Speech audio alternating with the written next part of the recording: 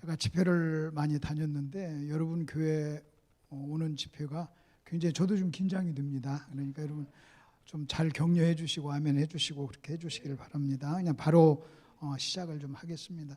제가 시간을 전략하려고 여러분 교환 안에 그 앞에 머릿말에 여기서 해야 될 인사를 거기다 한 거거든요. 그러니까 이제 그걸로 가름하고요. 여러분 이렇게 한번 좀 생각해 보시기 바랍니다. 믿는 사람과 믿지 않는 사람의 결정적인 차이가 무엇입니까? 그러니까 믿는 사람, 그 다음에 믿지 않는 사람의 차이가 무엇인가? 여러분, 믿지 않는 사람은 술을 먹고 믿는 사람은 술을 안 먹어. 여러분, 그 차이입니까? 담배를 피우고 안 피우고의 그런 차이인가요?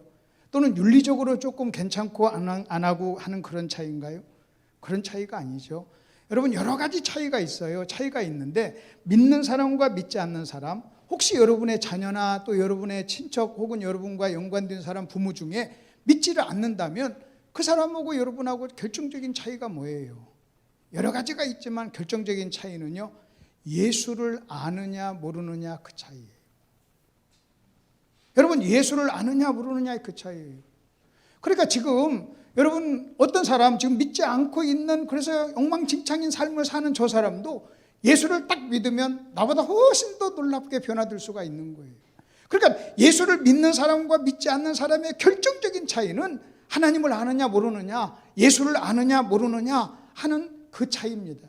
영적인 무지 그리고 영적인 이해, 이 차이예요. 이 차이가 결정적인 차이입니다. 자, 그러면 이제 또 예수 안에서 한번 믿는 사람끼리 한번 돌아보십시다. 여러분, 여기 예수 믿는 사람들이 모였어요. 성도들이에요. 그러면 성도들을 또 이렇게도 나눌 수 있어요. 잘 믿는 사람과 그렇지 못한 사람의 차이가 뭐예요? 여러분, 신앙이 좋은 사람과 그렇지 못한 사람의 차이가 뭘까요? 저 사람은 예수를 잘 믿어. 저 사람은 신앙이 좀 안 좋아. 믿음이 좋아, 안 좋아 하는 그 결정적인 차이가 뭐냐 할 때 그 차이도요, 예수를 아느냐 모르느냐의 그 차이예요. 그러니까 여러분, 믿는 사람과 믿지 않는 사람의 차이도 예수를 아느냐 모르느냐 하는 이 차이지만, 교회 안에서 신앙생활을 하는 사람들 중에도 신앙생활을 잘하는 사람과 그렇지 못한 사람의 결정적인 차이는 뭐냐 할 때 성경을 제대로 아느냐 모르느냐, 말씀을 제대로 아느냐 모르느냐 하는 그 차이예요. 여러분 주변에 성경을 잘 모르면서 신앙생활 잘하는 사람 있나요? 여러분, 하나님의 말씀을 오해하면서 신앙생활을 잘하는 사람 있나요? 그럴 수가 없어요. 그리고 우리가 만일 어떤 사람이 신앙생활을 잘 못하다가 여러분 회개를 하려면, 또는 인생이 달라지려면, 여러분 예수 잘 믿는 사람이 되려면 제일 먼저 어떤 일이 일어나야 되느냐? 여러분, 무지했던 하나님의 말씀에 대한 깨달음이 있어야 돼요. 그러니까 어떤 사람이, 여러분 예수 믿지 않는 사람이 예수 믿는 사람이 되기 위해서도 예수를 아는 거로부터 시작이 되는 거예요. 예수를 모르는 사람이 오늘 예수를 알아요. 그러면 그게 뭐가 되는 겁니까? 신앙생활을 하는 거예요. 근데 여러분, 신앙생활을 잘 못하던 사람이 어느 날 신앙생활을 잘하고 회개하고 여러분 기가 막힌 사람으로 변화되는 처음 시작이 뭐냐 할 때, 몰랐던 하나님의 말씀, 몰랐던 하나님에 대한 새로운 어떤 이해가 있을 때 그 사람의 인생은 달라지는 거예요. 그러니까 그렇게 새롭게 아는 것을 뭐라고 하느냐? 여러분 잘 보세요. 몰랐던 사람이 예수님을 알아서 예수 믿어서 구원받아, 그것을 뭐라고 하냐면 은혜 받았다고 그래요. 만일 예수를 믿었는데 잘못 믿은 사람이 어느 날 말씀을 듣고 깨닫고, 내가 이렇게 신앙생활하는 게 잘못됐구나 하고 깨닫고 회개할 때 그것도 시작이 뭔지 아십니까? 이렇게 믿는 게 아니었는데, 내가 잘못 알고 있었네. 신앙생활은 그런 게 아닌데 하면서 깨달음으로부터 시작이 되는 거예요. 그러면 저 믿지 않는 사람이나 여러분 예수 안에서 잘못 믿는 사람이나 공통적인 특징이 뭐냐? 영적인 무지입니다. 믿지 않는 사람은 예수 밖에서 모르는 거예요. 여러분, 교회 안에 있는 사람은요, 신앙생활을 한다고 하면서 우리는요 잘 모르는 거예요. 말씀을 안다고는 하지만 그 말씀에 대한 정확한 의미를 잘 모르는 거예요. 그래서 오늘 제가 이제 그것부터 한번 좀 시작을 한번 해보겠습니다. 그것을 뭐라고 하느냐? 피상적으로 안다 그래요. 우리 유 목사님 사모님이 유 목사님을 아는 것하고요, 제가 유 목사님을 아는 것하고는 차이가 있어요. 저도 목사님을 알죠. 목사님 청년 때부터 알았으니까 목사님을 알죠. 또 사모님도 목사님을 알죠. 그러나 제가 아는 것은 뭐냐? 목사님의 외적인 모습을 알아요. 근데 사모님은 어떻게 아느냐? 제가 아는 것보다 훨씬 더 깊은 걸 알아요. 그때 제가 아는 것을 뭐라고 하느냐? 피상적으로 안다 그래요. 피상적 알미라. 그러니까 우리가 그러면 여러분 잘 보십시오. 제가 피상적으로 알잖아요. 그러면 모르는 거나 마찬가지. 예를 들어서 또 한번 좀 설명을 한번 해보겠습니다. 피상적인 알미란 것은 뭐냐면 본질은 모르고 겉모습만 아는 거예요. 여러분 본질은 몰라요. 그리고 겉모습만 아는 거예요. 제가 만일 목사님을 안다는 것은요, 아 목사님 키가 크구나, 아 목사님은 잘생겼어, 아 목사님 몸무게가 몇이야, 아 목사님은 어디서 태어났어, 어느 학교 나왔어, 여러분 이런 것은요 겉모습입니다. 근데 사모님은 어떻게 하는 줄 아십니까? 그 모든 것을 알면서 동시에 어떻게 하냐면요, 저보다 훨씬 더 성격을 알고, 그 다음에 습관을 알고, 인격을 알고, 마음을 알고, 그 모든 것을 아는 거예요. 그래서 거기 피상적이란 말이 무슨 말이냐? 본질적인 현상은, 본질적인 부분은 모르면서 겉모습만 아는 것을 여러분 뭐라고 하냐면 피상적인 알미라고. 산상수훈에 보면 우리 주님이 이렇게 얘기했어요. 간음하지 말라는 말을 너희가 들었으나 나는 너에게 이르노니 그래요. 살인하지 말라는 말을 너희가 들었으나 나는 너에게 이르노니. 너희가 이 말을 들었지, 서기관한테 너희가 배웠지, 근데 내가 다시 말할게 그래요. 산상수훈이 딱 끝나고 나니까 사람들의 반응이 뭐였는 줄 아십니까? 예수님의 설교를 듣고 저들이 놀랬어요. 놀란 이유가 서기관과 같지 아니했더라 그랬어요. 그러니까 서기관은 어떻게 한 줄 아십니까? 간음하지 말라, 율법 간음하지 말라, 이걸 가르쳤어요. 그 서기관들이 말하는 간음하지 말라는 것은 성적인 관계였어요.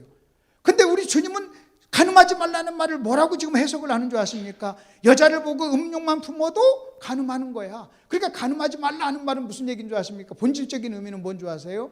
아내를 사랑하라는 거예요. 간음하지 말라는 말은 무슨 말인 줄 아십니까? 다른 말로 얘기하면 여기 한 남자가 아내 아닌 다른 여자하고 간음하려고 할 때 간음하지 마 하는 말은 무슨 얘기인 줄 아세요? 지금 네 앞에 있는 여자가 네 아내가 아니야. 그 여자가 네 아내냐? 그 말이에요. 네 앞에 있는 사람이 누구냐? 아내가 아니잖아. 아내를 사랑하라 하는 말을 간음하지 말라고 이야기를 하는 겁니다. 그러니까 서기관의 설교하고, 그래서 서기관 설교를 들은 사람은 어떤 생각인 줄 아십니까? 아, 나 간음하지 않았어 하고 얘기를 했던 거예요. 근데 예수님의 설교를 딱 들은 사람들은요, 와, 내가 간음했네, 내가 죄인이네. 그래서 재밌는 것은요, 서기관의 설교를 들은 사람은 자기가 성적으로 관계를 하지 않으면 자기는 의인이 됐던 거예요. 근데 예수님의 설교를 들은 사람은요, 여러분 다른 여자를 품지 않았어도 자기가 죄인이라고 고백을 한 거예요. 그러니까 서기관의 설교를 들은 사람은 자기 의가 생겼어요. 근데 예수님의 설교를 들은 사람은요, 죄인인 것을 깨닫고 회개를 한 거예요. 똑같은 설교도요 달라지는 거예요. 그래서 어떤 설교는요 사람이 의가 생기고, 어떤 설교는 죄를 깨닫게 되는 거예요. 그게 피상적인 거예요. 피상적인 거예요. 여러분이 저를 아는 것하고 제 아들이 저를 아는 것하고는 또 다르죠. 제 아들은요 저를 피상적으로 알지를 않아요. 30몇 년 동안 제 밑에 있으면서 내가 성격이 어떻다는 걸 다 경험하고 본 사람이잖아요. 본 사람이잖아요. 그러면 추상적이라는 것은 뭐냐? 경험하지 않았다는 거예요. 그건 경험이라는 단어하고 같죠. 여러분 결혼하기 전에 결혼은 추상적이에요. 목회하기 전에 목회는 추상적이에요. 근데 막상 내가 결혼해서 살고 보면 아하, 결혼이 이것이 아니구나. 여러분 자녀 키우는 것, 자녀를 낳아서 키우기 전에는요 그게 추상적이에요. 근데 자녀를 막상 키우면서 경험을 하면서 아하, 내가 잘못 알고 있었구나. 그러면 여러분 보십시오. 만약 우리가 무엇을 안다고 할 때 피상적으로 알고 추상적으로 알면 그건 아는 게 아니에요. 그건 아는 게 아니에요. 결국은 우리가 그러면 성경도 마찬가지예요. 여러분 성경도 하나님도, 하나님의 말씀도 우리가 피상적으로 알아요. 그리고 추상적으로. 피상적으로 아는 것은 뭐냐? 그 본문의 의미가 정말 그 말인가? 그걸 이해하지 않고 아는 거예요. 그 말의 의미가 정말 그건가? 그걸 모르면서 아는 거예요. 여러분 부모 마음을 우리가 아는 거에 대해서도 한번 생각해 볼 필요가 있어요. 저희 아버님이 한갑 전에 돌아가셨어요. 어느 날 제가 아버님이 돌아가신 나이가 됐을 때 제가 생각하기에 아버님이 돌아가실 때 저는 아버님이 연세가 많이 들어 보였어요. 제가 아들 입장에서.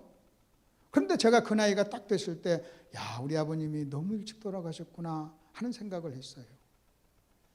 제가 청년일 때요, 저는 아버지한테 대들기도 했어요. 시골에서 사시면서 아버님이 아들만 7을 낳았어요. 어려운 가운데서 아들 7을 낳으면서 참 힘들게 어려운 시기였잖아요. 근데 저는 그 힘든 환경이 마음에 안 들어서 아버지한테 대놓고 아버지한테 막 대들기도 했습니다. 근데 내가 결혼해서 자녀를 키우면서 내가 아버지가 돼가지고 인생을 살고 내가 경험을 하니까 어떤 문제가 되는 줄 아십니까? 그때 내가 얼마나 잘못했는가. 그때 내가 아버지한테 막 뭐라고 할 때 아버지는요 한 말 안 하셨어요. 저는요 아버지가 한 말 안 할 때 저는 무슨 생각인 줄 아십니까? 아, 내 말이 옳아서 내가 아버지를 이겼구나. 아, 아버지가 지금 뭔가 내가 하는 말에 찔리니까 저렇게 한 말도 안 하고 계시는구나. 그렇게 생각했어요. 근데 지나놓고 나서 보니까요 그게 아니었어요. 그게 아니었어요. 얼마나 가슴이 아픈지 몰라요. 내가 그것을 자식을 키우면서 아버지 마음을 알고 내가 추상적이었던 그 아버지의 마음을 딱 이해했을 때는요 아버님이 안 계셨어요. 아버지가 안 계셨어요. 그러니까 실제 성경도 마찬가지예요. 하나님도 마찬가지예요. 하나님도. 그러면 왜 우리가 성경을 피상적으로 압니까? 왜 성경을 우리가 추상적으로 압니까? 아는 이유가 있어요. 하나는 신학적으로 그렇게 알 수밖에 없는 이유가 있어요. 사도 바울은 로마서에서 이런 말씀을 합니다. 인간이 죄를 짓고 난 다음에 인간에게 찾아온 결과가 뭐냐? 하나님을 알되 하나님을 영화롭게도 아니하며 마음이 어두워지고 그 다음에 우상을 섬긴다고 그랬어요. 마음이 어두워졌다 그랬어요. 그래서 죄는요 저와 여러분의 마음을 고장났어요. 그래서 우리는요 고장난 사람이에요. 죄는 저와 여러분의 마음의 기능을 상실케 했어요. 병들고 고장이 났어요. 그래서 사람들은요 어리석은데도 다 지혜롭다고 생각해요. 그래서 우리는요 우리가 알고 있는 모든 지식이 비상적이에요. 왜? 죄는 결정적으로 인간에게 가져다 준 게 있어요. 그게 뭔지 아십니까? 마음의 기능을 상실케 하고 우리를 어리석게 만들고 우리를 멍청하게 했어요. 그래서 마음이 병들었어요. 예수님 만나서 그걸 고치는 겁니다. 그 다음에 또 하나, 여러분 우리가 추상적일 수밖에 없고 피상적일 수밖에 없는 또 하나의 이유가 있어요. 그 이유가 뭐냐면요 어떤 누구도 경험을 하면서 태어난 사람은 없어요. 여러분 우리가 이 땅에 태어날 때는요 아무런 경험이 없이 태어납니다. 여러분 내가 뭔가 추상적인 어떤 것이 만일 추상적이지 않은 지식을 가지려면 경험을 해야 되는데 누가 경험을 합니까? 우리는 살아가면서 경험을 하는 거예요. 여러분 누가 남편을 경험하고 여러분 남편이 됐습니까? 아버지를 경험하고 아버지가 됐습니까? 우리는요 아버지를 경험하지 않고 아버지가 된 거예요. 아내를 경험하지 않고 아내가 된 거예요. 그리고 아내가 되고 난 다음에 아내를 경험하는 거예요. 그러다 보니까 내가 아내를 경험하기 전에 가졌던 아내에 대한 생각, 내가 여러분 결혼하기 전에 가졌던 아버지의 생각, 가정에 대한 모든 생각은 추상적일 수밖에 없어요. 그것을 뭐라고 하느냐? 이상이라고 그래요. 현실이 아니에요. 현실이 아니에요. 목회도 마찬가지예요. 목회를 하기 전까지는요 목회자에게 목회는 이상이에요. 추상적이에요. 나는 내가 이렇게 목회할 거야 비전을 가지고 여러 가지 얘기를 하지만 막상 목회 현장에서 목회를 하다 보면 차가운 현실, 차가운 것들을 경험을 하게 되는 거예요. 그래서 왜 우리가 피상적이고 추상적일 수밖에 없는가? 하나는 죄성 때문에. 왜 우리가 피상적이고 추상적일 수밖에 없는가? 하나는요 우리는 경험하지 않고 살면서 경험하기 때문에 그래요. 살면서 경험하기 때문에 그래요. 그래서 우리가 어른들 앞에 머리를 숙여야 되고 경험한 사람들의 말을 들을 때요 여러분 경청할 줄 알아야 되고 그 경험한다는 게 재산이에요. 자, 그러면 성경을 이걸 가지고 성경적인 원리로 한번 해보십시다. 시편 기자가 우리가 잘 아는 대로 이런 고백을 했어요. 고난 당하기 전에는 내가 그릇 행했더니 고난을 통해서 주의 율례를 배우게 되었다 그랬어요. 그 유명한 시편 119편에 있는 말씀입니다. 고난 당하기 전에는 내가 그릇 행했습니다. 고난을 통해서 주의 율례를 배웠습니다. 말씀을 배웠다는 거예요. 그럼 여러분 생각해 보세요. 여러분 말씀은 신학교에서 배우는 거죠. 말씀은 교회에서 배우는 거죠. 여러분 말씀은 성경 공부를 통해서 배우는 거죠. 여러분 보십시오. 시편 기자가 말하기를 내가 좋은 스승을 만나서 하나님의 말씀을 배웠습니다. 여러분 이렇게 말하지 않아요. 내가 고난을 통해서 주의 율례를 배웠습니다. 여러분 이 말은 무슨 얘기인 줄 아십니까? 내가 고난 당하기 전에는 추상적이었던 하나님의 말씀이 내가 고난을 통해서 현장에서 경험을 통해서 삶의 현장에서 고난을 통해서 그 말씀의 진짜 의미를 내가 깨달았다는 거예요. 이제는 더 이상 그 말씀이 추상적인 게 아니라는 거예요. 추상적인 게. 그러니까 삶의 현장에서 배우는. 여러분, 신학교에서 하나님 말씀을 배우고 가서 학위를 따서 하나님 말씀을 배우는 거라면 쉽습니다. 그건 다 피상적인 거예요. 피상적인 거예요. 삶의 현장에서 경험을 통해서 시편 기자가 뭐라고 얘기냐면 내가 주의 말씀을 배웠다 하고 그렇게 지금 이야기를 하고 있는 겁니다. 그러면 이 말씀이 여러분, 그러면 사람을 내가 추상적으로 보잖아요. 어떤 분들이 저에 대해서 저를 피상적으로 추상적으로 저를 안다고는 하지만 피상적으로 추상적으로 알면 어떻게 하는 줄 아십니까? 김덕신 목사는 부흥사래. 김덕신 목사는 무슨 목회를 해? 무슨 차를 타고 다녀? 월급을 얼마 받아? 무슨 일을 했어? 뭐 학위는 뭐래? 여러분, 그런 것은요 전부 다 겉모습이에요. 근데 사람을 피상적으로 알잖아요. 그럼 어떤 현상이 일어나는 줄 아십니까? 그를 모르는 것인 동시에 그를 이해할 수가 없어요. 그리고 피상적으로 아는 사람을 절대로 사랑할 수 없어요. 여러분이요, 피상적으로 아는 사람을 사랑합니까? 피상적으로 사랑할 수 없어요. 여러분, 사랑은 뭔 줄 아십니까? 그 사람을 정말 이해할 때 그 사람을 경험하면서 그 사람을 사랑하는 거예요. 그래서 여러분, 처음 결혼할 때는 남편에 대한 지식이, 아내에 대한 지식이 피상적이고 추상적이에요. 근데 1년, 2년, 10년, 20년, 30년 같이 살면서 여러분, 그 남편에 대한, 아내에 대한 어떤 생각이, 여러분 피상적이었던 생각이 더 본 그 사람을 알게 되고 그 사람을 경험하면서 어떻게 되는 줄 아십니까? 이제는 진짜로 사랑하는 거예요. 그렇다고 해서 남편이 성격이 더 좋아진 것도 아니에요. 여러분, 아내가 더 좋아진 것도 아니에요. 아내가 더 좋아지지 않았고 남편이 더 좋아지지 않았고 여러분, 엄청나게 달라진 것은 아니었지만 내가 그 양반을 이해하게 된 거예요. 그래서 사랑하는 거예요. 그래서 우리는요, 사람을 사랑하는 거예요. 하나님도 마찬가지예요. 우리는 신앙생활하면서 하나님을 경험하면서 하나님을 사랑합니다. 그럼 이런 일이 성경에 있는가? 성경 가지고 한번 증명을 해드릴게요. 바울이 여러분 이렇게 얘기합니다. 내가 영적으로 어렸을 때는 말하고 생각하고 깨닫는 것이 어린아이와 같다가 장성한 사람이 되어서는 어린아이를 버렸다 그랬어요. 지금 바울이 지금 뭐라고 하냐면 내가 말하는 것, 생각하는 것, 깨닫는 것이 어린아이와 같다가 장성한 사람이 되어서는 내가 어린아이를 버렸습니다. 이 말은 다른 말로 얘기하면 뭔지 아십니까? 내가 왜 그때 그렇게 말했는가? 내가 왜 그때 그렇게 생각했는가? 그 이유가 뭐냐? 내가 몰라서 그랬습니다. 그 말이에요. 몰라서 그랬다. 결국은 그 말이 무슨 말이냐? 영적인 삶도요, 여러분 피상적인 영적인 지식이 이제는 구체적으로 정확하게 신앙의 본질을, 그 다음에 추상적이었던 것이 경험하면서 영적으로 성장하는 겁니다. 바울이 또 이런 얘기합니다. 내가 전에는 하나님을 대적한 이유가 있습니다. 알지 못해서 그랬습니다. 그래요. 자기요, 내가 나빠서 그렇습니다. 그러지 말하지 않아요. 내가 알지 못해서 그랬습니다 하고 고백합니다.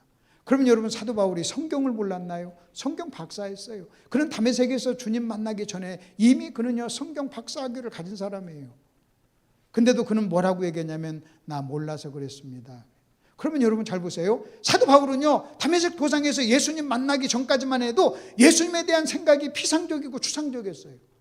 여러분, 유대인들은요 오실 메시아를 기다렸어요. 수천 년 동안 메시아를 기다렸어요.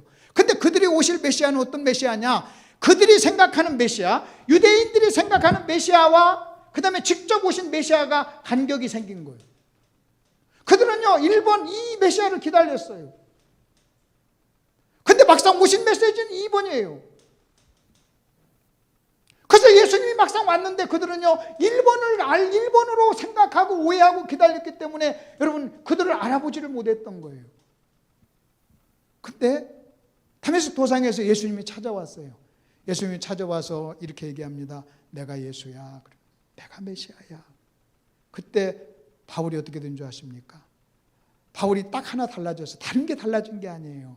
아하, 1번이 아니고 2번이구나. 내가 왜 그때는 핍박자였느냐? 내가 1번으로 알고 있었다는 거예요. 메시아를. 근데 내가 예수님 만나고 내가 메시아를 1번이 아니라 2번이구나, 이걸 딱 깨달은 순간 바울의 인생은요 다 뒤집어졌어요. 바울의 인생은 뒤집어졌어요. 피상적이었던 지식이 이제는 본질을 깨달은 거예요. 추상적이었던 주님이요 이제는 2번이 된 거예요. 그리고 나니까 그는요 인생이 달라졌어요. 자, 또 피상적인 거 뭔가 또 한번 예를 한번 들어볼게요. 제가 태권도가 500단이라고 해봅시다. 500단. 유 목사님은 저하고 친구예요. 근데 유 목사님은 제가 500단인 걸 잘 몰라요. 그러니까 저한테 항상 그렇게 얘기해요. 아이고 야 덕순아 하고, 자식 너는 왜 키가 이렇게 적어? 왜 이렇게 뚱뚱하면서 막 농담하고 장난하고 함부로 반말하고 막 그랬어요. 그런데 제가 이 목사님한테 어느 날 목사님 잠깐 나랑 지하실 좀 갑시다. 그래서 지하실을 내려가 가지고 벽돌 20장을 놓고 그냥 탁 했더니 20장이 탁 깨졌어요. 그때 처음으로 내가 태권도 500단인 걸 본 거예요. 경험한 거예요. 그리고 올라왔어요. 그 다음부터는요 나에 대한 태도, 말, 자세가 다 바뀌어져요. 형님 그러죠. 그전에는 야! 했는데 이제는 못 하죠. 왜? 저를 안 거예요. 저를 경험한 거예요. 피상적으로 알았던 저를요 경험한 순간, 여러분 제가 너 말 바꿔, 태도 바꿔, 뭐 바꿔 막 이렇게 말하지 않아요. 여러분 마찬가지입니다. 여러분 뭐 인생을 좀 바꾸세요. 삶을 좀 변화시키세요. 인생이 좀 달라지세요. 아무리 노래 불러도요 여러분이 주님을 피상적으로 아는 한 바뀌어줄 수가 없어요. 누가 저한테 여러분 저를 유 목사님은 모르지만 저를 잘 아는 내가 태권도 500단인 걸 아는 사람이 유 목사님 가서 야 그 양반 무서운 사람이야 500단이야 까불지 마 하지 마 아무리 해도 피상적이니까요 안 바꿔요. 근데 그냥 조용히 지하실을 한번 갔다 온 순간 끝난 거예요. 신앙이 그거예요. 신앙. 그래서 어떤 사람은요 그 경험을 한번 딱 하는 순간 피상적이었던 저에 대한 피상적이었던 지식이 완전히 바꾸고 저를 한번 경험을 한 거잖아요. 바울도 그랬던 거예요. 바울도. 이번에는 제가 또 성경 가지고 한번, 여러분 이미 성경을 잘 아시는 분들이에요. 여러분 그 욥기를 보면 욥기는 아주 간단해요. 욥이 고난을 당해요. 욥이 고난을 당하자 욥의 세 친구가 멀리 있던 세 친구가 욥을 위로하러 왔어요. 위로하러 왔다가 논쟁을 해요. 여러분 온 목적은 위로인데 와가지고 말을 하다 보니까 논쟁을 해요. 그래서 욥기서는요 욥의 논쟁이 계속 이어지는 거예요. 욥과 욥의 친구들의 논쟁이에요. 여러분 사람이 싸우고 논쟁을 한다는 얘기는 생각이 다르기 때문에 싸우는 거예요. 그러면 욥과 욥의 세 친구는, 여러분 욥의 세 친구는 욥하고 싸우러 온 거 아니에요. 위로해 주려고 왔는데 막상 와가지고 말을 하다 보니까 싸우게 됐어요. 논쟁을 합니다. 그럼 왜 논쟁을 한 줄 아십니까? 생각이 달랐어요. 왜 논쟁한 줄 아세요? 해석이 달랐어요. 그럼 뭐에 대한 해석이 달랐느냐? 욥에게 찾아온 고난에 대한 해석이 달랐어요. 그래서 욥의 친구들은 욥의 고난을 어떻게 해석했느냐? 네가 죄를 졌으니까 고난이 왔지. 그러니까 너 빨리 죄를 회개해. 네가 회개하면 이 문제가 해결돼. 네게 찾아온 고난은 죄 때문이야. 이게 욥의 세 친구가 가지고 있는 신앙이었어요. 그게 그렇게 신앙이 갖다 보니까 해석을 그렇게 한 거예요. 근데 욥은 뭐라고 해석하냐면 아니야. 이건 죄 때문에 온 게 아니야. 하나님 나를 복 주려고 정금 만들려고 훈련시키는 거야. 욥의 세 친구는 뭐라고 하는 줄 아세요? 너 죄 때문이야. 욥은 뭐라고 하는 줄 아십니까? 아니야. 이것은 하나님이 나를 훈련시키고 정금 만드는 거야. 그 이 생각의 차이 때문에 그들은 논쟁을 계속하고 싸웠던 거예요. 그래서 욥기가 계속 이 논쟁을 하다가 마지막 욥기 마지막 부분에 딱 오면요 하나님이 개입을 해요. 하나님. 그래서 욥기에 가장 중요한 것은 간단해요. 욥하고 욥의 세 친구가 싸우고 논쟁을 했더라. 논쟁한 이유는 딱 간단하게 고난에 대한 생각, 해석이 달라서 그랬다. 근데 하나님이 딱 개입해가지고요 이 두 싸움의 이 갈등에 개입을 해가지고 하나님이 판결을 해요. 근데 하나님이 누구를 누구를 손을 들어주느냐? 욥의 손을 들어줘요. 그리고 욥의 세 친구에 대해서 하나님이요 한마디를 하세요. 그게 여러분 교환에 있는 말씀입니다. 2번 보세요. 2번 마지막을 한번 보세요. 2번 마지막 3페이지 2번 마지막 거기 보면 여호와께서 욥에게 이 말씀을 하신 후에 여호와께서 대만 사람 엘리바스에게 이르시되 내가 너와 네 두 친구에게 노하나니 그랬어요. 하나님이 노하셨어요. 노아 엘리바스가 가장 그 세 친구 중에 가장 연장자였던 거예요. 그러니까 엘리바스와 두 친구에게 하나님이 노했습니다. 여러분 아셔야 됩니다. 하나님이 엘리바스에게 또 두 친구에게 노했다면 노한 이유가 있죠. 그리고 그 이유가 오늘 또 나에게 있다면 나는 이 시대의 엘리바스고, 그리고 그 이유가 오늘 나에게 있다면 하나님이 오늘 나에게도 진노하세요. 왜? 어제나 오늘이나 동일하신 하나님이기 때문에. 다시 잘 들어보세요. 우리는 무슨 생각하냐면요, 내가 도덕 윤리적으로 잘못하면 하나님 나에게 노하신다, 이렇게 생각하는 거예요. 맞아요. 여러분, 그렇게 생각하는 거에 문제점이 뭔지 아십니까? 내가 도덕 윤리적으로 문제만 없으면 절대로 하나님 나를 노하지 않을 거야, 이거나 똑같은 거예요. 근데 여러분, 욥의 세 친구는요, 도덕 윤리적으로 문제가 있는 사람이 아니었어요. 지금 여기다 갖다 놓으면요, 예수 잘 믿는다고 하는 사람이고 영적인 지도자예요. 그들은 욥이 어려움을 당하니까 욥에게 신방을 온 거예요. 신방을 와가지고 욥을 도와주겠다고 지금 한 사람이에요. 그러니까 전문가예요. 상담가예요. 전문가예요. 사역자였어요. 그리고 자기 나름대로 지금 욥의 문제를 진단하면서 이야기를 해주는 거예요. 너 죄져서 그래. 그 죄를 회개하면 하나님이 네 고난 없애줄 거야. 여러분, 우리가 많이 들었던 얘기 아닙니까? 회개하라는 거예요. 그게 뭐가 문제예요? 큰 문제 없는 거예요. 근데 하나님께서는 욥의 세 친구에게 노했습니다. 노한 이유가 뭔지 아세요? 노한 이유를 그 다음에 설명합니다. 이는 그래요. 욥의 세 친구에게 하나님이 노한 이유를 설명합니다. 이는 너희가 나를 가르쳐 말한 것, 거기다 줄을 한번 쳐놓으세요. 너희가 나를 가르쳐 말한 것. 하나님이 이래요. 네가 나에 대해서 말한 것이 욥과 같지 아니했다. 다시 말하면 욥하고 욥의 세 친구는요, 하나님에 대한 생각이 달랐어요. 그 하나님에 대해서 생각하는 것, 지식을 신학이라고 그래요. 여러분 잘 들어보십시오. 욥의 지금 하나님께서 욥의 세 친구에게 와서 이렇게 얘기합니다. 네가 나에 대해서 말한 것이 욥과 같지 아니했다. 근데 욥하고 욥의 세 친구의 결정적인 차이는요, 하나님에 대한 생각의 차이, 신학의 차이였어요.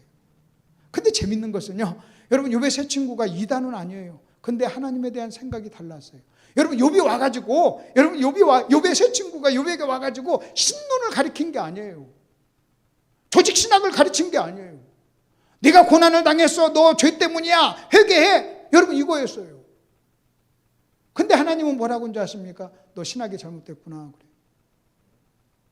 여러분, 이 세상에 존재하는 모든 사람은 다 하나님 나름, 자기 나름대로 하나님에 대한 생각이 있어요. 그 하나님에 대한 지식, 하나님에 대한 생각, 하나님에 대한 견해, 그리고 하나님에 대한 모든 경험, 이 모든 것을 그 사람의 신학이라고 그래요. 그래서 이 세상에 존재하는 사람은 다 어쩌면 신학자예요. 하나님이 어디 있어? 그게 그 사람의 신학이에요. 잘못된 거예요. 하나님은 죽었어? 그거 그 사람의 신학이에요. 우리는 하나님이 살아계셔? 이건 나의 신학이에요. 근데 지금 욥의 세 친구는요, 하나님에 대해서 뭐라고 하는 줄 아십니까? 하나님은 죄를 지으면 주어 패시는 분이야. 하나님은 죄를 지으면 때리시는 분이야. 네가 지금 그렇게 어려움을 당하는 것은 너 죄 때문이야. 여러분, 그 생각이 어디서 나온 겁니까? 신학에서 나온 거예요. 그 생각이 어디서 나온 거예요? 하나님에 대한 지식에서 나온 거예요. 근데 그 하나님에 대한 지식이 잘못된 거예요. 그래서 하나님이 분노했어요. 나중에 새 친구에게 가서 이렇게 얘기합니다. 너 욥에게 가가지고 잘못했다고 하고 욥에게 기도를 받거라 그래요. 그래서 욥이 제사를 드리고 기도하니까 해결이 돼요. 그럼 여러분 잘 보십시오. 욥의 새 친구하고 욥의 차이는요, 신학의 차이였고, 욥의 새 친구의 문제는 뭔지 아십니까? 나름대로 하나님을 안다고 하지만 그들이 가지고 있었던 하나님에 대한 지식이 비상적이었어요. 그리고 주상적이었어요. 그는요, 이 경험을 통해서 하나님을 이제 정확하게 안 거예요. 그는 회개했어요. 그리고 욥에게 가서 잘못했다고 고백하고 재물을 드려요. 그러면 제가 지금 1번, 2번을 통해서 여러분에게 말씀드리려고 하는 게 그거예요. 다시 한번 잠깐 한번 복습 한번 해보세요. 믿는 사람과 믿지 않는 사람의 차이, 주님을 알고 모르고의 차이예요. 여러분, 교회 안에 와서 예수를 잘 믿고 신앙생활을 잘하는 사람과 못하는 사람의 결정적인 본질적인 차이가 뭐냐 할 때요, 말씀에 대한 지식의 차이예요. 영적인 이해와 무지예요. 그러니까 절대로 영적으로 무지하고는요, 신앙생활 제대로 할 수 없어요. 그리고 신앙생활을 잘하려면 반드시 제일 먼저 일어나는 것이 뭐냐면요, 몰랐던 하나님의 말씀을 깨닫는 데서부터 시작해요. 만일 하나님의 말씀을 깨닫지도 않는데 회개한다면 그것을요, 감정적 충동이라고 해요. 자기 감정 따라서. 회개란 본질적으로 어떤 생각이 달라지는 것부터 시작이 되고, 생각이 달라짐으로 감정이 함께 달라지는 거예요. 깨닫는 데서 오는 거예요. 깨닫는 데서. 그래서 우리가 알고 있는 지식이 피상적이지 않는가. 그럼 왜 우리가 그렇게 피상적이고 추상적이냐? 죄성 때문에 우리가 멍청해졌어요. 마음이 어두워졌어요. 그 다음에 왜 우리가 이렇게 피상적이고 추상적이냐? 우리는요, 경험 없이 시작하기 때문에 그래요.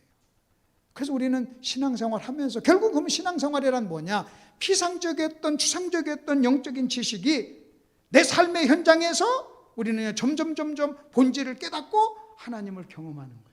그러면요, 그래서 피상적인 문제를 해결하기 위해서는 말씀을 연구하고 듣고 공부해서 깨달아야 돼요. 추상적인 것을 해결하기 위해서는요, 경험해야 되니까 그 말씀을 순종해야 돼요. 그래서 결국은 신앙생활을 제대로 하려면요, 말씀을 알고 순종하게 되면 두 가지 문제가 해결될 줄로 믿습니다. 이해가 되시죠? 자, 그리고 이제는 3번으로 한번 넘어가 보겠습니다. 여러분 3번. 이게 이제 서론인데 그것을 밑바닥에 까시고 여러분 3번. 구원과 영광이 무슨 의미가 있는가? 구원과 영광, 하나님의 영광이 오늘 그 주의 영광을 보여주소서라고 하는 게 이제 오늘 설교 제목이잖아요. 그러면 이렇게 여러분이 한번 보십시다. 어떻게 보시냐면요, 거기 고린도후서 4장 3절과 6절입니다. 굉장히 중요한 말씀이 있습니다. 제가 한번 읽어드릴게요. 만일 우리의 복음이 가리웠으면 망하는 자들에게 가리워진 것이라. 그 중에 이 세상 신이 믿지 아니하는 자들의 마음을 혼미하게 하여 그리스도의 영광의 복음의 광채가 비치지 못하게 함이니, 그리스도는 하나님의 형상이니라. 우리는 우리를 전파하는 것이 아니라 오직 그리스도의 예수의 주되신 것과 또 예수를 위하여 우리가 너희의 종된 것을 전파함이라. 6절. 어두운 데서 빛이라 말씀하셨던 그 하나님께서 예수 그리스도의 얼굴에 있는 하나님의 영광을 아는 빛을 우리 마음에 비추셨느니라. 여러분, 이게 엄청나게 중요한데 저를 이제 보세요. 제가 한번 설명해 드릴게요. 여러분 3절하고 4절, 여러분 3절하고 4절을 묶으세요. 그리고 6절하고 한번 비교 한번 해보세요. 3절, 4절, 그 다음에 6절을 한번 비교해 보는데, 여러분 잠깐 이제 저를 좀 보십시오. 우리는 보통 같은 의미를 가진 것을 다른 표현으로 얘기합니다. 예를 들어서 제가 배가 고파요. 밥을 먹여야 되겠어요. 그럼 제가 제 아내한테 이렇게 얘기했어요. 여보, 밥 먹자. 이럴 수도 있어요. 그 다음에 제가 또 이렇게도 얘기했어요. 여보, 배고프네. 이럴 수도 있어요. 또 제가 이렇게, 여보, 12시 넘었네. 여러분 12시 넘었네, 배고프네, 밥 먹자.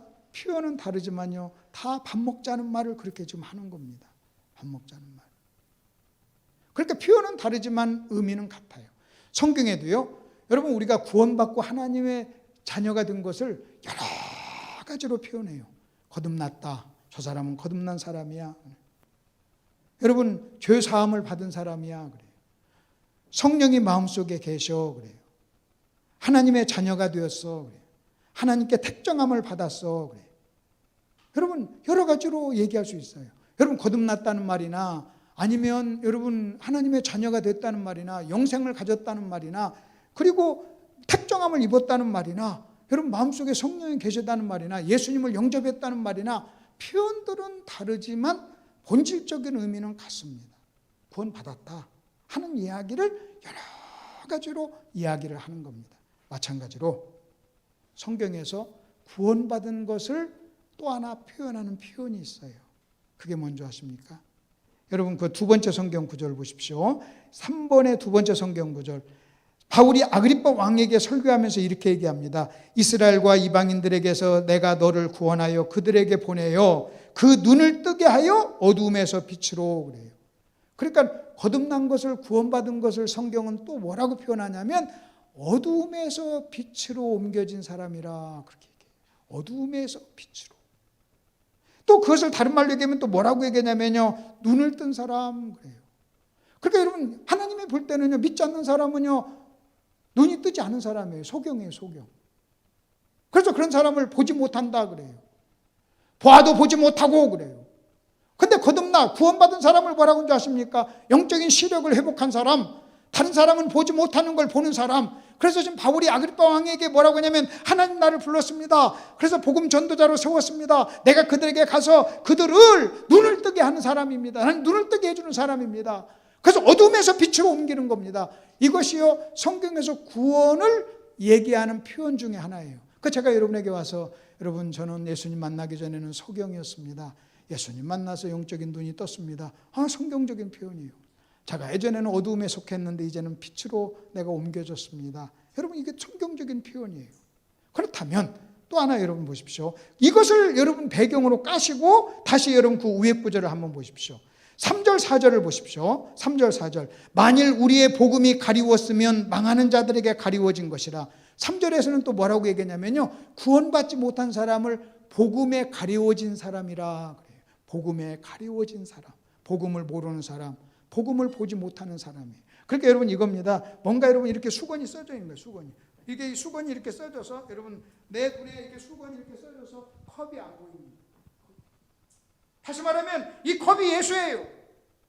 근데 예수와 나 사이에 여러분 이 수건이 있어요. 그 지금도 그 유대인들은 그 수건 때문에 그런 거예요. 그래서 예수를 몰라보는 거예요. 그러면 구원받고 예수를 안다는 말은 무슨 말이냐? 여러분 예수님과 나 사이에 있는 이 수건이 거쳐지는 거예요. 여러분 이 수건이 있을 때는요 안 보였어요. 근데 수건이 딱 거쳐지는 순간 나는요 이제는 예수를 보는 거예요. 그렇게 유대인들을 뭐라 하냐? 이렇게 수건을 쓰고 바라보는 것을 옛 언약의 일꾼이라고 해요. 옛 언약의 일꾼. 그래서 고린도서 3장에서 그 앞부분에서 옛 언약의 일꾼 모세 율법이라 얘기하는 거예요. 여러분 보십시오. 여러분 수건이 써있어요. 수건이 예수님과 나 사이에 수건이 써있어요. 근데 성령께서는 무슨 일을 하느냐? 여러분 복음과 나 사이, 예수와 나 사이, 말씀과 나 사이에 있는 이 수건이 거쳐지는 거예요. 그러니까 여러분 잘 보세요. 저와 여러분요. 여러분 만일 거듭나지 못하고 구원받지 못하면요. 여러분 우리가 이 아는 이것이 이 성경 하나님 예수 복음에 대한 지식이요. 피상적일 수밖에 없어요. 안 보이니까 짐작하는 거예요. 그 자기 경험을 얘기하는 거예요. 어디서 들은 얘기를 하는 거예요.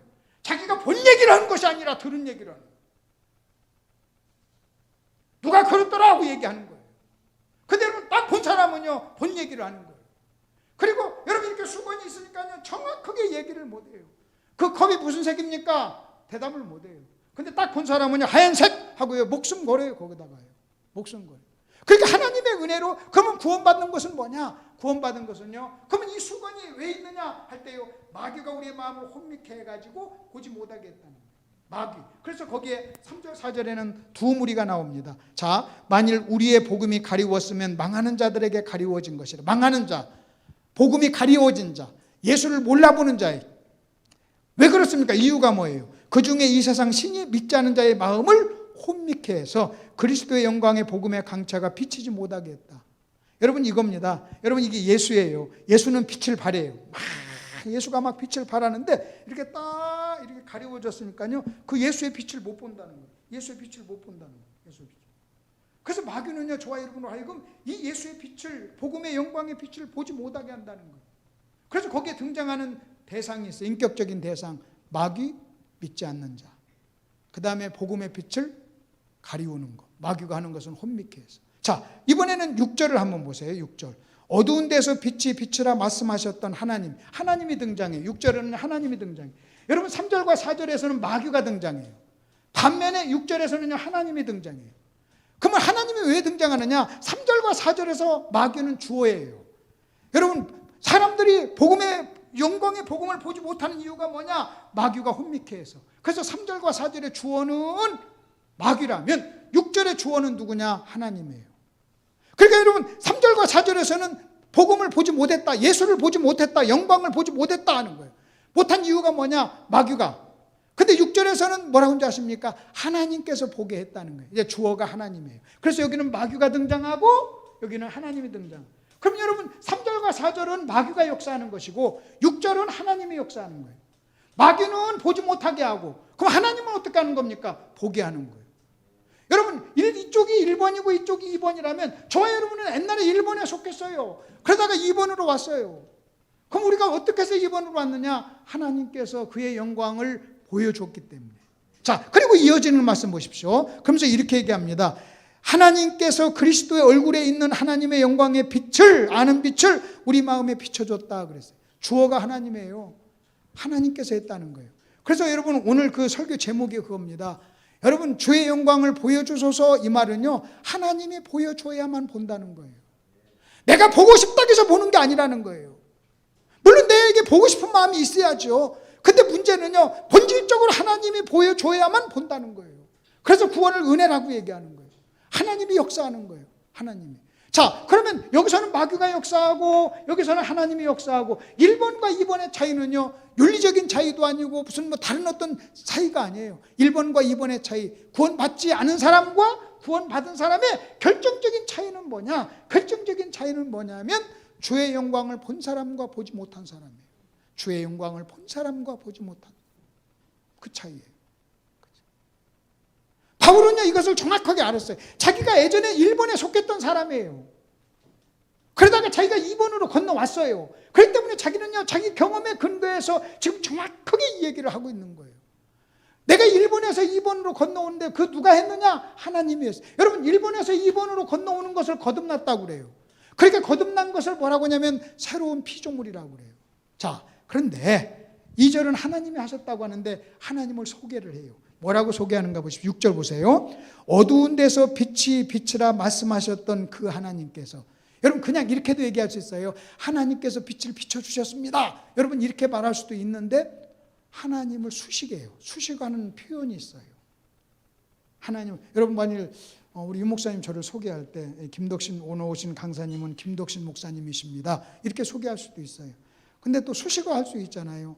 오늘 오신 목사님은 얼굴이 잘생긴 목사님이십니다. 그럼 수식, 뭐 설교를 잘 하시는 목사입니다. 수식어를 할 수 있다는 거예요. 그럼 문제는요, 그렇게 수식을 한다는 것은 당신이 유 목사님이 경험한 나를 표현하는 거예요. 그리고 여기 환경에 가장 맞는, 예를 들어서 여러분이 유 목사님 저를 소개할 때, 아, 이번 오신 목사님은 소주를 잘 먹는 목사입니다. 이렇게 소개는 안 하죠. 왜? 지금 소주 먹는 자리가 아니잖아요. 이번에 오신 목사님은 아, 싸움을 잘하는 목사입니다. 그렇게 말하지 않아요. 뭐라고 얘기하냐면 말씀을 잘 가르치는 목사님입니다. 왜? 상황에 맞게. 그러면 지금 여러분 바울이요, 하나님을 소개할 때 여러 가지로 소개할 수 있어요. 자비하신 하나님 이렇게도 소개할 수 있어요. 능력이 많으신 하나님 이렇게 소개할 수 있어요. 근데 하나님, 바울이 소개하는 하나님 뭔지 아세요? 어두운 가운데서 빛이라 말씀하셨던 하나님, 그 말을 다른 말로 얘기하면요, 창조주 하나님이라는 거예요. 왜냐하면 말씀으로 창조했잖아요. 창조주 하나님. 그 다음에 또 창조주 하나님 중에 무엇을 창조한 줄 아십니까? 하나님 이 세상에 모든 걸 창조했어요. 그러니까 제가 이렇게도 소개했어요. 여러분, 바다를 창조하신 하나님께서 이럴 수도 있잖아요. 하늘을 창조하신 하나님께서 이럴 수도 있잖아요. 인간을 창조하신 하나님께서 이렇게도 얘기할 수 있잖아요. 근데 바울은요, 탁 찍어서 뭐라고 하는지 아십니까? 어두운 가운데 빛을 창조하신 하나님이. 왜 그 말을 한 줄 아십니까? 그 빛을 비춰주었다는 거예요. 여러분, 바다를 창조하신 하나님 우리에게 물을 줬습니다. 그럼 맞아요. 근데 여기서는 지금 뭐라고 얘기했냐면 빛을 창조하신 하나님이 우리에게 빛을 주셨다는 거예요. 영적인 빛을 줬다는 거예요. 그러니까 결국 지금 바울은 뭘 얘기하냐면 창조주 하나님이 우리를 새롭게 창조했다는 거예요. 그래서 거듭난 것을 새로운 피조물이라고 그래요. 새로운 피조물. 그러면 구원은 어떻게 받습니까? 주의 영광을 봐야 돼요. 어떻게 우리가 주의 영광을 봅니까? 주님이 보여주셔야 돼요. 다시요, 여러분 잘 들어보세요. 어떻게 구원받는다고요? 주의 영광을 봐야 돼요. 그럼 어떻게 주의 영광을 본다고요? 주님이 보여주셔야 돼요. 그래서 그것을 뭐라고 하느냐? 은혜라고 그래요. 그래서 여러분 똑같은 설교를 들었는데도 어떤 사람은 보고 어떤 사람은 보지 못해요.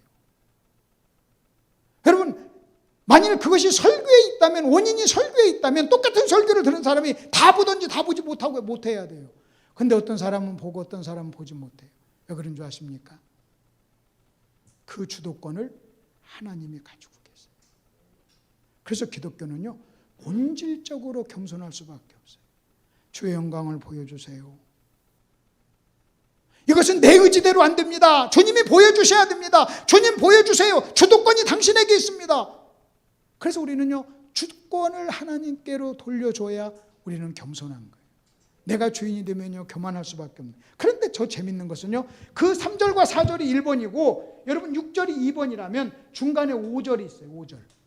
5절이 뭔지 아세요? 여러분 보십시오. 자, 1번은 어둠이에요. 2번은 빛이에요. 구원이란 뭐냐? 어둠 가운데 있는 사람이 2번 빛으로 옮겨지는 거예요. 1번에서 2번으로 오는 것이 구원인데, 여러분 왜 5번이 있느냐? 5번은 누가 있는 줄 아십니까? 사람이 등장해요. 사역자가 등장해요. 여러분 1번에서는 구원받지 못한 사람과 마귀가 등장해요. 여러분 2번에서는 하나님과 구원받은 사람이 등장해요. 근데 5절에서는요 중간에 사역자가 등장해요. 바울은 자기를 소개합니다. 이렇게 소개합니다. 5절 거기 보세요. 우리는 사역자, 우리는 우리를 전파하는 것이 아니요 오직 그리스도 예수의 주 되신 것과 또 예수를 위하여 우리가 너희의 종된 것을 전파한다. 다시 말하면 한 원리를 하나 만들어 드릴게요. 우리가 1번에 있는 사람이 어떻게 해서 2번으로 옵니까? 1번에 있는 사람이 2번으로 오는 것은 하나님의 은혜입니다. 그런데 어떻게 해서 오느냐 할 때 5절에 있는 사람을 통해서 오는 거예요. 하나님은요 5절의 사람을 통해서 1번에서 2번으로 사람을 옮겨요. 그래서 5절에 그렇게 쓰임받는 사람을 복음 증거자 혹은 사역자라고 얘기해요. 여러분 우리 중에 사람을 통하지 않고 복음을 들은 사람 있나요? 어떻게 말하는 사람이 없는데 들으리요 그래요. 어떻게? 그래서 지금 그러면 결국 구원이란 뭐냐? 주의 영광을 보는 것. 그리고 나서 이제 2번으로 한번 넘어가 봅시다. 4번으로 한번 보시죠. 여러분 4번은 성화. 성화는 주님을 닮는 겁니다. 주님을 닮는 것과 영광의 관계입니다. 여러분 고린도서 3장 18절 거기 4번에 처음 성경은 우리가 다 수건을 벗은 얼굴로 거울을 보는 것 같이 주의 영광을 봤다 그랬어요. 아까 말씀드렸죠. 여러분 이렇게 있었는데 우리가 어떻게 그전에는 이렇게 봤는데 이제는 어떻게 보느냐. 여러분 이 수건이 없어졌다는 거예요. 그래서 거울로 보는 것처럼 정확하게 본다는 거예요. 여러분 거울 보면 내 모습이 보이잖아요. 선명하게 보이잖아요. 선명하게 그렇게 보는 것처럼 보였다는 거예요. 그런데 여러분 고린도후서 3장 18절이 굉장히 어렵습니다. 어려운데 그것을 현대어로 번역한 여러분 새 번역을 한번 보겠습니다. 우리 모두 너울을 벗어버리고 수건을 너울이라고 그랬어요. 주의 영광을 바라봅니다. 너울을 벗어버리고 주의 영광을 바라봅니다. 이렇게 해서 이렇게가 뭐예요? 주의 영광을 바라봐서 우리는 주님과 같은 모습으로 변화됩니다. 그 말이에요. 변화된다는 것이 성화예요. 변화된 게 주님을 닮는 거예요. 그러니까 여러분 잘 보세요. 아까 1번에서는 구원과 영광이에요. 우리가 구원받으려면 어떻게 해야 되느냐? 주님의 영광을 봐야 돼요. 이제는 반대로 이번엔 또 하나. 구원받은 사람이 어떻게 변화됩니까? 어떻게 성화가 됩니까? 어떻게 주님 닮아갑니까? 다시 말하면 어떻게 예수를 잘 믿습니까? 어떻게 신앙생활을 잘합니까? 어떻게 좋은 믿음의 사람이 됩니까? 정답이 뭔지 아세요? 주의 영광을 봐야 돼요. 그래서 여기서 하는 말이 그 말이에요. 수건을 벗어버리고 주의 영광을 바라봅니다. 이렇게 해서 주의 영광을 바라봐서 주님과 같은 모습으로 변화됩니다. 점점점 더 큰 영광. 그러니까 여러분 잘 보세요. 자꾸 주의 영광을 보고 또 보고 또 보고 또 보고 또 보고 또 보면서 어느 날 보니까요 내가요 그 주님을 닮아가더라. 여러분 자녀들도 부모를 엄마를 보면서 엄마를 닮아가요. 여러분 어떤 아이가 깡패하고 어울려서 깡패의 삶을 보잖아요. 그러면 계속 보면요 닮아가요. 우리가 어떻게 주님을 닮아가느냐? 주님을 봄으로. 주님의 뭘 봄으로? 주님의 영광을 봄으로. 주의 영광을 끊임없이. 그 다음 구절에 그 다음 말씀이 재밌습니다. 이것은 영이신 주님께서 하시는 일입니다. 이것은 주의 영으로 말미암다 성령이 하시는 일이라. 성령이 어떤 일을 하느냐? 저와 여러분에게 주의 영광을 보여줍니다. 여러분 어떻게 해서 우리가 주님을 닮느냐? 성령의 역사로. 그럼 성령이 어떻게 구체적으로 우리를 주님 닮게 하느냐? 주님의 영광을 보여줍니다. 그래서 주님을 닮. 그럼 여러분 잘 보세요. 여러분 3번하고 4번을 보면 자 믿지 않는 사람이 주님의 영광을 보면 구원을 받습니다. 믿는 사람이 주의 영광을 보면 어떤 일이 하는 줄 아십니까? 주님을 닮아요. 그러니까 여러분 내가 구원받지 않은 사람은 구원받기 위해서 주의 영광을 봐야 돼요. 내가 구원받은 사람은요 이제 주님 닮기 위해서 주의 영광을 봐야 돼요. 그러니까 여러분 구원받든 받지 않았든 상관없이 우리는요 전부 주의 영광을 봐야 돼요. 제가 여러분에게 한번 묻죠. 여러분 오늘 주일날 왜 오셨어요? 그럼 여러분 이렇게 말씀하셔야 돼요. 주의 영광을 보기 위해서 왔습니다. 그래. 한번 해보십시다. 오늘 왜 오셨나요? 한 번 더요. 여러분 오늘 왜 오셨어요? 주의 영광. 그럼 반대로 만약 계속해서 모이는데 계속해서 교회를 다니는 가지고 계속 신앙생활을 하는데 주의 영광을 보지 못하잖아요. 주의 영광을 보지 못하고 신앙생활하면 어떤 현상이 일어나느냐? 주님을 안다. 절대 주님을 안다. 여러분 잘 보세요. 주의 영광을 보지 못하면 거듭나지 못해요. 여러분 아무리 오래 다녀도 주의 영광을 보지 못하면 거듭나지 못해요. 구원받지 못해요. 내가 구원받았다 할지라도 계속해서 주의 영광을 보지 못하죠? 그러면요 절대로 주님을 안 닮아요. 그래서 주의 영광을 보지 못하고 신앙생활을 오래 하잖아요. 그럼 저는 그런 사람을 뭐라고 하냐면 꼴통. 그 주의 영광을 계속 보잖아요. 그러면요 인생이 달라져요. 주의 영광. 그렇다면 어떻게 해야 되느냐? 예수 믿는 모든 사람의 마음속에 뭐가 있어야 되냐면요 주의 영광을 보게 해달라고 하는 간절한 절박한 소원이 있어야 돼. 하나님은요 우리에게 소원이 있어야 갈증이 있어야 하나님이 그것을 들어주시잖아요. 당신을 드러내잖아요. 당신 나의 계명을 가지고 지키는 자라에 나를 사랑하는 자니 나도 그를 사랑해 그에게 나를 나타낸다고 그랬잖아요. 내가 주님을 사랑하면 하나님이요 무슨 복을 주는 줄 아십니까? 당신을 보여줘요. 당신을 나타내요. 당신을 나타내. 자, 그러면 이제 여기까지 이제 찾아왔어요. 이제 지금 두 가지 개념을 얘기했어요. 우리가 알고 있는 지식이 피상적이고 추상적일 수 있다. 하나님에 대해서도. 욥의 세 친구는 하나님에 대한 지식이 피상적이고 추상적이었다. 그래서 하나님께서 진노했다. 여러분 구원받으려면 주의 영광을 봐야 된다. 그걸 누가 하는 게 하나님께서 하시는 일이에요. 여러분 우리가 구원받고 나서 주님을 닮아가려면 어떻게 해야 되느냐? 주의 영광을 봐야 돼요. 그거 누가 하는 일이냐? 성령이 하시는 일이에요. 그러니까 내 안에 계신 성령은요 무슨 일 때문에 온 줄 아십니까? 저와 여러분에게 주의 영광을 보여주기 위해서 온 거예요. 여러분 내 안에 오신 성령이 무슨 일을 하느냐? 주의 영광을 보기로는. 근데 내가요 그걸 원하지 않으면요 성령이 할 수가 없는 거예요. 성령이 할 수가 없어요. 여러분 내가 어떤 마음의 소원이 있어도요 만일 자녀를 할지라도 자녀가 그걸 원하지 않으면 내가 어떻게 자녀를 도와줄 수 있냐는 거예요. 원하는 사람을 도와주는 거예요. 원하는 사람을 도와야죠. 원하는 사람. 그래서 여러분 모든 예수 믿는 사람이 그 사람이 어떤 사람이든 상관없이 여러분 주의 영광을 보게 해달라고 하는 이 간절한 절박한 여러분 이 소원 이걸 가지고 우리는 끊임없이 기도해야 돼요. 그래서 여러분 남은 생애에 여러분 이 기도할 때마다 하나님 주의 영광을 보게 해주세요. 제가 오늘 또 오면서 내가 아는 목사님들한테 여기 이 예배 영상으로 보겠다는 분들한테 또 목사님들한테 내가 문자를 보냈어요. 오늘 목사님의 사역을 통해서 성도들이 주의 영광을 보기를 원합니다. 저도 내가 여기서 설교하는 목적이 뭔지 아십니까? 여러분으로 하여금 주의 영광을 보게 하는 거예요. 그 여러분이 딱 끝나고 난 다음에 저한테 목사님 오늘 말씀을 통해서 주의 영광을 봤습니다. 그러면 이게 최고예요. 주의 영광. 그러면 주의 영광을 본다는 말의 의미가 뭘까요? 주의 영광을 본다는 말의 개념이 뭔가? 자, 그걸 조금만 좀 설명을 해드릴게요. 주의 영광을 본다. 여러분 거기 마태복음 13장에 이런 말씀이 있습니다. 마태복음 15장에 보면 성경을 여러분 좀 잠깐 한번 펴보십시오. 이건 제가 조금만 더 해드릴게요. 마태복음 15장을 한번 펴보세요. 성경을 가져면요. 바리새인이 예루살렘에서 예수님께 찾아왔어요. 예수님께 찾아와가지고 뭐라고 얘기했냐면 왜 당신 제자들은 손 안 닦습니까? 하고 그래요. 그러니까 예수님께서 그 손을 안 닦는다고 시비를 거는 바리새인을 향해서 말을 해요. 10절 보십시오. 무리를 불러 이르시되 듣고 깨달으라 그래요. 내가 지금부터 말을 할 테니까 듣고 깨달으라 그래요. 여러분 이 말은 굉장히 중요해요. 듣고 깨달으라 하는 이 말은 무슨 말이냐면요. 들었지만 깨닫지 못할 수가 있다는 거예요. 듣고 깨달으라 그래요. 그리고 나서 말을 해요.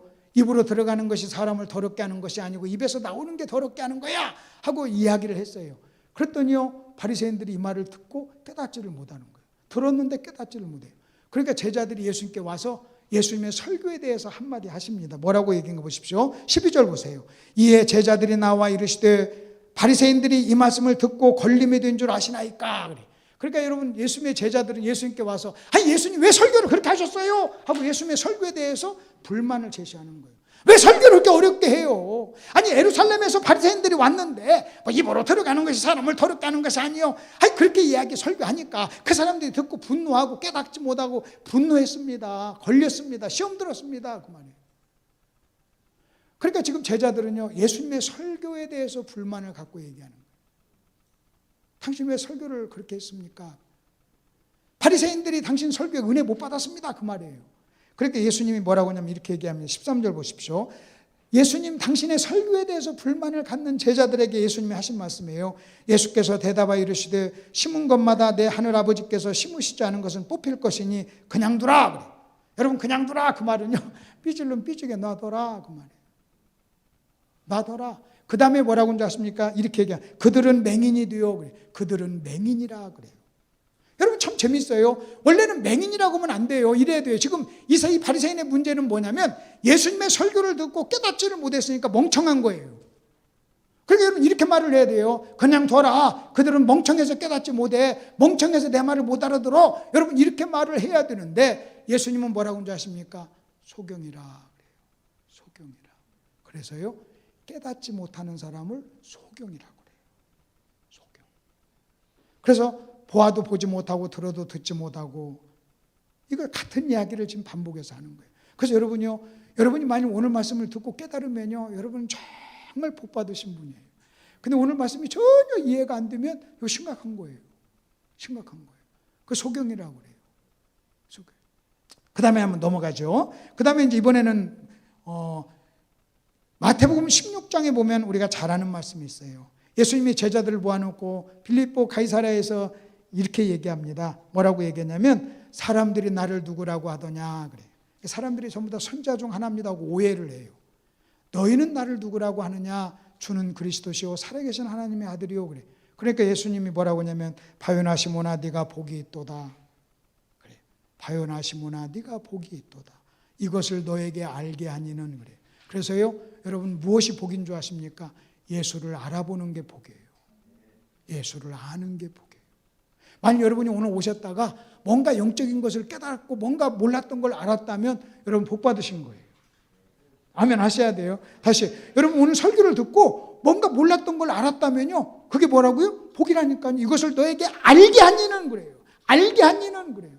그럼 제가 오늘 여러분에게 지금 설교하러 왔어요. 그러면요 제가 여러분에게 복 주려고 온 거예요. 복 받으러 복 주려고. 바요나 시몬아 네가 복이 있도다. 이것을 알게 하니는 그 다음에 뭐라고 하는지 아세요? 사람이 아니요 하나님이다 그래요. 그래서요 우리가 뭔가를 깨달으려면 하나님이 도와주셔야 돼요. 아까는 성령이 그 일을 한다고 그랬죠. 그리고 하나님께서 그 일을 한다는 거예요. 하나님께서. 그러면 또 하나 보십시다. 그러면 이번에는 여러분 그 가나의 혼인잔치를 가지고 한번 얘기해 볼게요. 물로 포도주를 만들었어요. 예수님 물로 포도주를 만들었어요.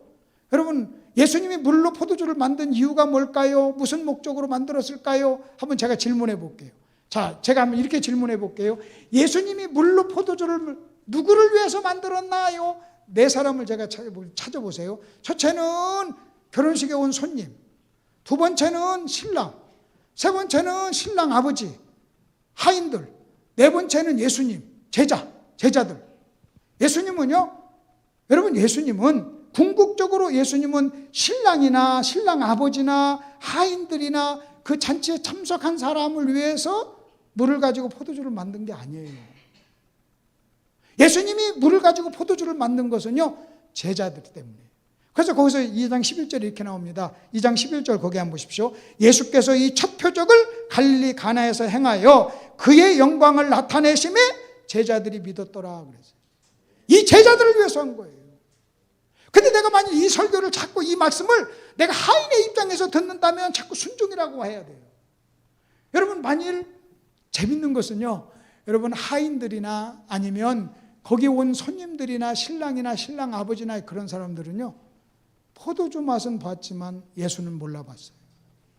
거기서 믿게 된 사람은 제자들만 믿은 거예요.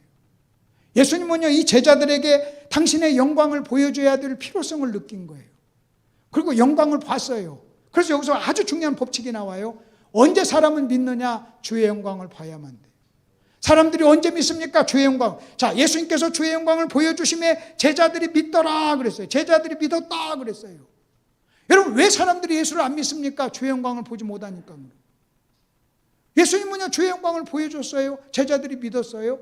근데 또 거기서 또 하나 중요한 게 나와요. 주의 영광을 예수님이 보여준 거예요. 그래서 예수님은 의도적으로 제자들을 데리고 그 가나의 혼인잔치에 가서 물을 가지고 포도주를 만들면서 제자들에게 영광을 보여줬을 때 제자들은 믿었어요. 그러면 제자들은요 뭘 안 좋아하십니까? 그걸 통해서 뭘 알았냐면 주님의 영광을 봄으로 주님이 누구인가를 안 거예요. 다른 사람들은요 전부 다 관심이 포도주에만 있었어요. 그 다른 사람들은 이랬을 거예요. 야, 이번 포도주 너무나 맛있었어. 아, 그 혼잔지 포도주 너무 맛있었어. 정말 기가 막힌 포도주야. 근데 제자들은 뭐라고 하는 줄 아십니까? 아, 예수님이 하나님이야. 나는 예수님을 경험했어. 나는 예수님을 보았어. 여러분, 제자들 입에서는요 포도주 얘기가 안 나와요. 근데 다른 사람 입에서는요 포도주가 나와요.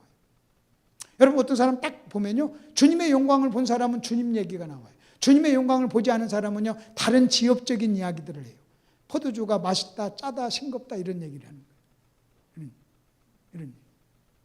이게 지금 주의 영광. 그럼 주의 영광을 본다는 게 뭡니까? 주님을 더 아는 거예요. 제자들은요 주님을 더 알게 됐어요. 그래서 우리가 언제 믿음이 생기느냐? 주님을 알 때. 우리가 큰 믿음을 가지려면 어떻게 해야 되느냐? 주님을 더 알아야 돼요. 그리고 피상적인 알미 본질적인 암으로 넘어가야 돼요. 여러분, 추상적이었던 지식이 여러분 경험적인 지식으로 넘어갈 때 그 사람은요 하나님을 알고 경험하는 거예요. 자, 이제 한 장 더 넘겨보세요. 이제 그거 마무리 해드릴게요. 여러분 6번으로 한번 넘어가 보십시오. 6번으로 넘어가면 요한복음 16장에 보십시오. 6번의 세 번째 구절을 한번 보시죠. 내가 아직도 너에게, 예수님이 제자들에게 하는 말이에요. 내가 아직도 너에게 이를 것이 많으나 지금은 너희가 감당하지 못하리라. 여러분, 예수님께서 이렇게 얘기합니다. 내가 너에게 할 말이 많아. 설교할 게 많아. 할 말이 많아. 근데 너희가 지금은 감당하지 못한다. 지금은 감당하지 못한다. 그 말은 이런 의미가 있어요. 내가 말해도 너희가 이해하지 못한다는 거예요. 무슨 말인지 알아듣지 못한다는 거예요. 그 다음에 또 하나, 지금은 못한다. 그 말 속에는요 언젠가 알 때가 있다는 거예요. 지금은 모르지만 나중에는 안다는 거예요. 내가 우리가 만약 자녀에게 내가 지금은 뭐 아빠만 모르지, 그럼 나중에 너 장가 가서 너 결혼해서 너도 아버지가 되고 나면 너 아빠 마음 알 거야. 너 지금은 모르지. 여러분, 이 말이에요. 지금 예수님이 제자들에게 이렇게 얘기합니다. 내가 너에게 할 말이 많아. 근데 내가 말 않겠어. 왜? 말해봤자 소용이 없어. 이해를 못하니까. 근데 언젠가, 지금은 모르지만 나중에 알 거야. 그 나중에 언제냐? 성령이 오시면. 그 다음에 이어서 보십시오. 성령이, 자 13절 보십시오. 그러나 진리의 성령이 오시면 모든 진리 가운데 인도하시리니. 그래. 그래서 성령이 오시면 깨닫지 못하고 알지 못했던 말씀을 알게 된다는 거예요. 그 성령이 하시는 일이 뭐냐? 말씀을 깨닫게 하는 거예요. 그래서 성령의 별명이 진리의 영이에요. 여러분, 진리의 영이란 뭐냐? 진리와 연관된 사역을 한다는 거예요. 성령은요. 여러분, 성령이 다른 일도 해요. 병도 고쳐요. 그러나 성령의 주된 사역이 뭔가, 그 주된 사역을 제가 좀 설명할게요. 여러분, 저는 김덕신 목사예요. 저는요 제가 운전도 잘합니다. 운전하고 왔어요. 제가요 청소도 잘합니다. 제가 라면도 잘 끓이고 찌개도 잘 끓여요. 라면도 잘 끓이고 찌개도 잘 끓이고 청소도 잘하고 운전도 잘해요. 그러나 그것은 내 주된 사역이 아니에요. 만일 우리 목사님 저를 소개할 때, 이번 오신 목사님은 라면을 잘 끓이는 목사님이십니다. 그렇게 소개해? 그럼 내가 기분이 나쁘죠. 내가 라면 잘 끓이지만 그건 내 주된 사역이 아니에요. 내가 목사니까. 여러분, 가장 뭐한 것은요, 이번 오신 목사님은 말씀을 사랑하고 말씀을 잘 전하시는 목사님입니다. 그러면요, 목사라는 말과 말씀 잘 전한다는 것이 매치가 되는 거예요. 여러분, 성령은요 진리의 영이에요. 그래서 성령이 하시는 가장 주사역은 뭐냐? 진리와 연관된 사역을 하는 거예요. 진리를 알게 하고 깨닫게 하는 거예요. 자, 그러면 14절 보십시오. 그가 내 영광을 나타내리니. 그래요. 그가, 성령이 뭘? 내 영광을. 그렇다면 여러분, 우리가 영광을 어떻게 볼 수 있느냐? 성령을 통해서. 그럼 성령이 어떤 일을 하느냐? 여러분 잘 보세요. 성령이 오셔요. 오셔가지고요 하나님 말씀을 가지고 주님의 영광을 드러내요. 그러면 이 말씀 속에는 뭐가 있느냐? 여러분 잘 보십시오. 이 하나님의 말씀 속에는요 하나님의 영광, 주님의 영광이 이 속에 담겨져 있어요. 그리고 숨겨져 있어요. 그것을요 보자기로 이렇게 쌓여져 있는 거예요. 성령은 무슨 일을 하느냐?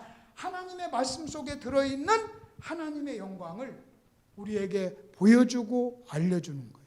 그래서 하나님의 말씀 속에는 하나님의 영광이, 저는 두 가지 표현해요. 담겨져 있고 숨겨져 있어요. 담겨져 있고 숨겨져 있어요. 여러분, 성경 속에 하나님의 영광이, 주님의 영광이 담겨져 있고 숨겨져 있어요. 그 성령이 오셔서 말씀 속에 담겨진 하나님의 영광을 우리에게 알려주고 보여주고 깨닫게 해주는 거예요. 그때 우리는요 주의 영광을 보는 거예요. 그때 주의 영광을 보는 거. 자, 이제 하나만 에베소서 3장을 여러분이 한번 잠깐 펴보세요. 에베소서를 여러분이 한번 잠깐 보세요. 제가 조금만 더 할게요. 이제 마무리할게요. 에베소서 1장을 먼저 한번 보십시다. 교회가 어려움을 당할 때 바울은요, 교회의 어려움을 해결하기 위해서 편지를 쓴 거예요. 그래서 모든 교회 보낸 편지는 그 교회가 당면한 문제를 해결하기 위해서 보낸 편지예요. 여러분, 에베소 교회 문제는 뭔지 아십니까? 처음 사랑을 잃어버렸어요. 그래서 그 처음 사랑을 잃어버린 교회에 바울은 편지를 보내는 거예요. 편지를 보내면서 그 처음 사랑 잃어버린 너희들의 문제가 뭐냐? 그걸 설명해요. 근데 바울이 이렇게 얘기합니다. 기도를 합니다. 여러분, 바울이 에베소 교회 성도를 위해서 기도합니다. 기도한다는 것은 뭔가 구한다는 거예요. 1장 16절을 보십시오. 내가 기도할 때 그래서 내가 너희를 위해서 기도한다. 근데 뭘 위해서 기도하느냐? 여러분, 기도한다는 것은요, 두 가지 의미가 있어요. 사람이요, 가장 절박하고 중요한 것을 기도합니다. 두 번째는요, 기도한다는 것은요, 하나님이 주셔야만 되기 때문에 기도하는 거예요. 여러분이 가서, 예를 들어서 여러분이 그 돈이 지금 10만 원이 있어요. 오늘 점심 가서 짜장면 먹을 거예요. 그 기도 안 합니다. 왜? 10만 원 가지고 사면 되는 거니까. 기도한다는 것은요, 하나님이 도와주셔야만 되기 때문에 기도하는 거예요.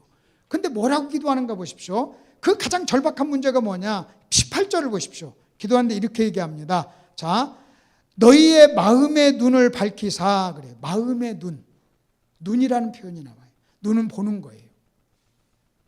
그런데 쭉 설명하고 나서 19절에 뭐라고 하는지 아십니까? 그의 힘의 위력으로 역사하심을 따라 믿는 우리에게 베푸신 능력의 지극히 크심이 어떠한 것을 너희로 알게 하기를 구한다. 그래서 알게 해달라고요.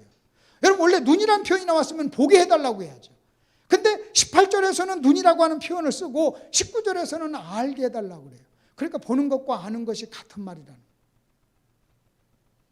여러분, 만일 18절에서 하나님 저들의 눈을 떠서 그 다음에 쭉 얘기하면서 보게 하옵소서, 이래야 문법적으로 맞는 거예요.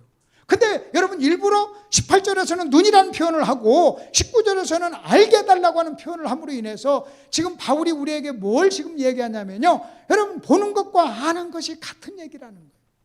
그래서 여러분 보십시오. 여러분이 오늘 말씀을 듣고 뭔가를 알았으면요, 본 거예요. 본 거예요.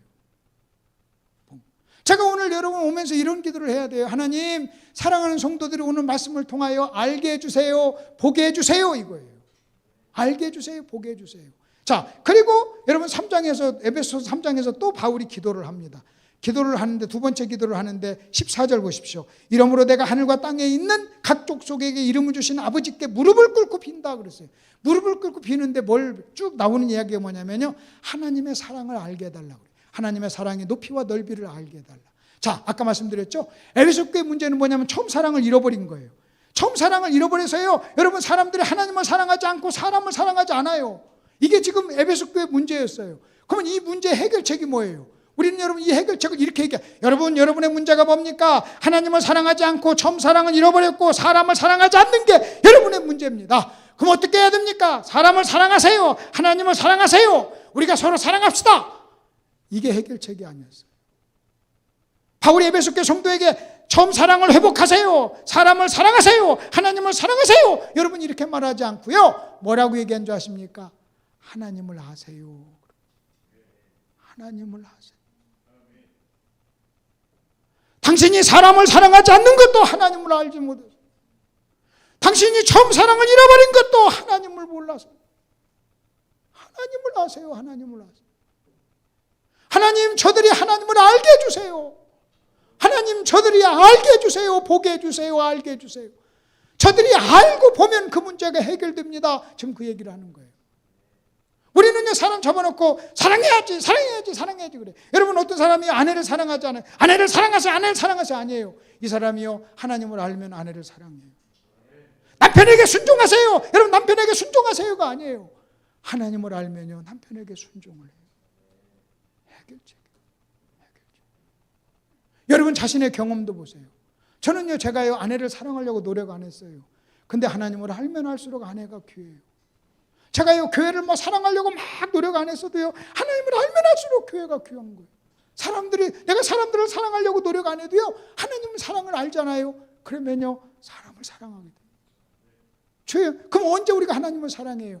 주의 영광을 보는 거예요.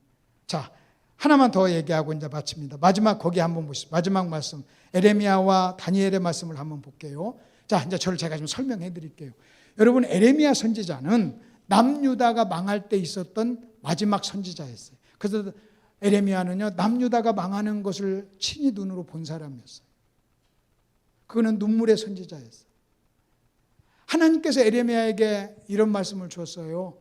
이 이스라엘 백성이 바벨론의 포로로 잡혀서 70년 동안 갇히게 잡혀있게 포로로 된다 하는 것을 알려주셨어요. 보여준 거죠. 그때 하나냐라고 하는 거짓 선지자가 나타나서 이스라엘 백성들에게 아니야, 우리는 2년만 있으면 회복될 거야, 돌아올 거야 그랬어요. 사람들은요 전부 하나냐의 거짓 설교를 들었어요. 근데 2년이 지나도요 그들은 회복되지 않았어요. 여러분, 에레미야의 말이 진리였어요. 근데 참 재밌는 거, 사람들은요 진리를 듣는 게 아니라 자기가 듣고 싶은 말을 듣는 거예요. 진리는 70년이었어요. 근데 자기들이 듣고 싶은 말은요 2년이었어요. 그래서 하나냐를요 그렇게 하나님이 하나냐를 심판해요. 에레미야는요 남유다가 망하는 것을 보면서요 어떻게 하는 줄 아십니까? 그 당시에 이스라엘 백성들은요 여러분 바벨론으로 포로로 다 잡혀갔어요. 1차, 2차, 3차에 걸쳐서 그들은요 포로로 잡혀갔어요.